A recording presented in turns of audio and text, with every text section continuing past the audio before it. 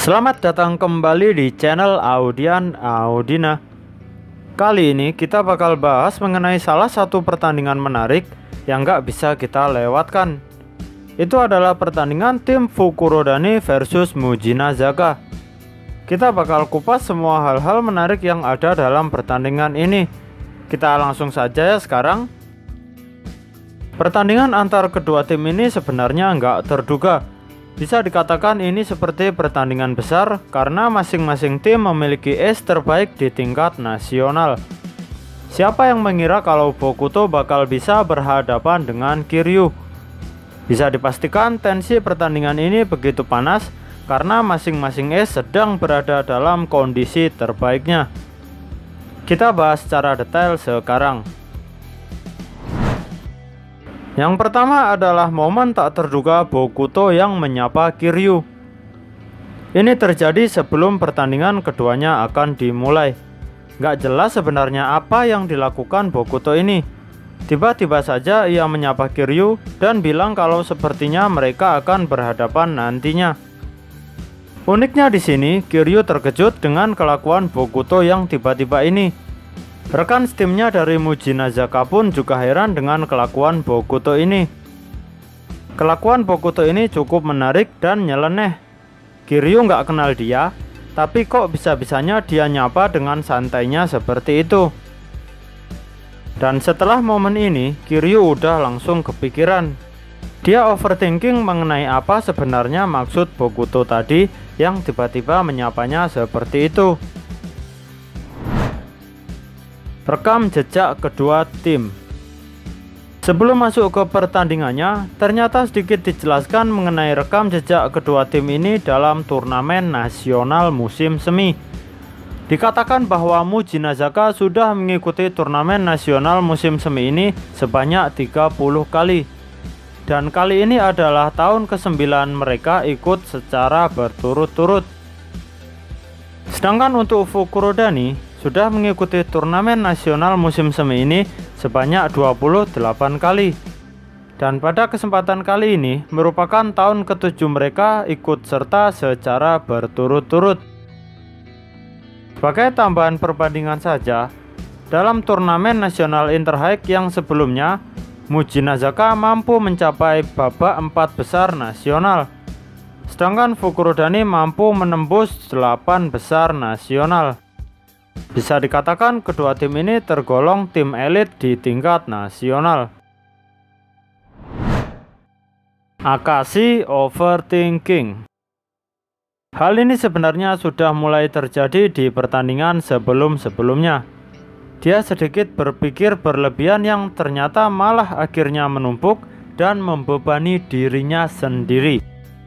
Akashi sedikit tertekan mengenai mereka yang harus terus-menerus menang karena turnamen kali ini adalah turnamen terakhir yang dijalani oleh para murid kelas 3. Belum lagi Akashi ini berandai-andai kalau seharusnya dia memiliki kemampuan seperti Atsumo atau Kageyama yang bermain begitu baik menjadi setter. Beban-beban seperti itu tadi benar-benar menekan Akashi. Sampai-sampai permainan Akashi banyak yang blunder. Dia bahkan sampai digantikan oleh setter anak kelas 1 Fukurodani. Ini dilakukan agar Akashi bisa berpikir jernih lagi.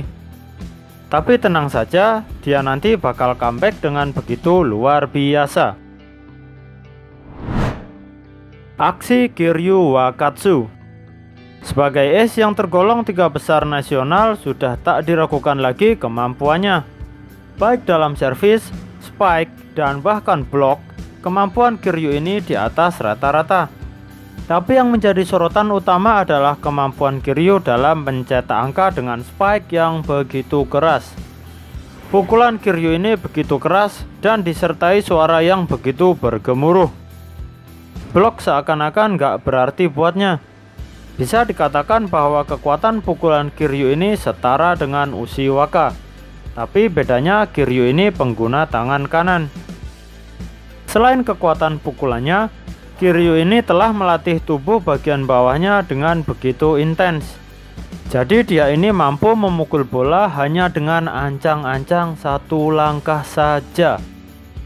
Hal ini tergolong langka. nggak semua pemain bisa melakukannya. Karena kemampuan-kemampuan yang luar biasa inilah, dia sampai mendapat julukan orang yang mampu memukul semua bola. Tower kembar Mujinazaka.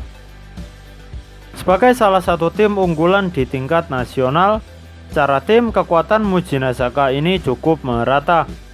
Tim yang berfokus pada serangan ini ternyata juga memiliki blok yang begitu tangguh. Nggak main-main, mereka memiliki tower kembar dengan tinggi 190 cm yang begitu kokoh sebagai dinding pertahanan Mujinazaka. Mereka adalah Mami dan Unan yang merupakan inti dari blok Mujinazaka. Keduanya ini secara silih berganti mampu mempersulit Bokuto saat menyerang.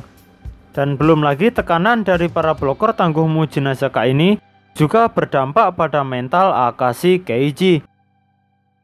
Ini salah satu penyebab juga Akashi sampai diganti di tengah pertandingan. Jadi kalau bisa disimpulkan, Mujinazaka ini adalah tim dengan serangan serta pertahanan yang sama-sama baiknya. Aksi Bokuto Kotaro. Banyak yang beranggapan bahwa Bokuto kemampuannya sedikit di bawah Kiryu karena Bokuto ini berada dalam posisi 5 besar Ace nasional, bukan 3 besar. Tapi yang terjadi dalam pertandingan ini malah sebaliknya. Bokuto benar-benar nggak terbendung. Baik spike dan servis, kedua hal tersebut mampu menghasilkan angka buat Fukurodani. Dalam turnamen terakhirnya di tingkat SMA ini, sepertinya Bokuto benar-benar on fire. Walaupun blok Mujinazaka begitu kokoh, tapi pukulan tajam seperti laser yang merupakan ciri khas Bokuto mampu menembus blok milik Mujinazaka. Baik itu pukulan lurus atau silang milik Bokuto sama-sama berbahayanya dalam pertandingan ini. Oh ya, dalam pertandingan ini juga Bokuto beraksi dengan ciri khasnya yang unik. Dia menerima salah satu pukulan keras dari Kiryu dengan menggunakan dadanya. Dan satu lagi, dalam pertandingan ini para penonton yang bukan merupakan pendukung Fukurodani terbawa suasana yang diciptakan oleh Bokuto. Para penonton tersebut menyoraki Bokuto seakan-akan memberinya semangat untuk berjuang lebih keras lagi. Inilah salah satu kemampuan unik yang hanya dimiliki sang burung hantu bertanduk. Kelicikan setter Mujinazaka. Setter Mujinazaka yang bernama Usuri Michiru merupakan otak permainan dari tim tersebut. Bisa dikatakan dia ini sepintar Kenma, tapi dia ini jauh lebih licik dan manipulatif. Dalam pertandingan melawan Fukurodani ini, strategi permainan Mujinazaka adalah hasil akal bulusnya. Digantinya Akashi di tengah pertandingan itu adalah salah satu rencananya untuk menghancurkan keseimbangan tim Fukurodani. Karena Michiru ini sadar untuk menghancurkan Fukurodani, mereka harus membungkam Bokuto dan Akashi secara bersamaan.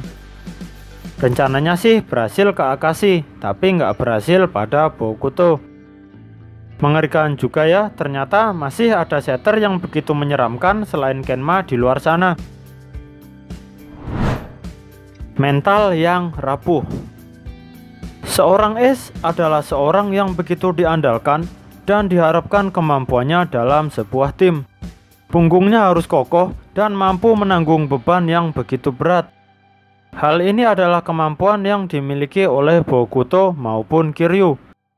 Kalau Bokuto, kita tahu sendiri dia ini orang yang memiliki mental yang begitu luar biasa.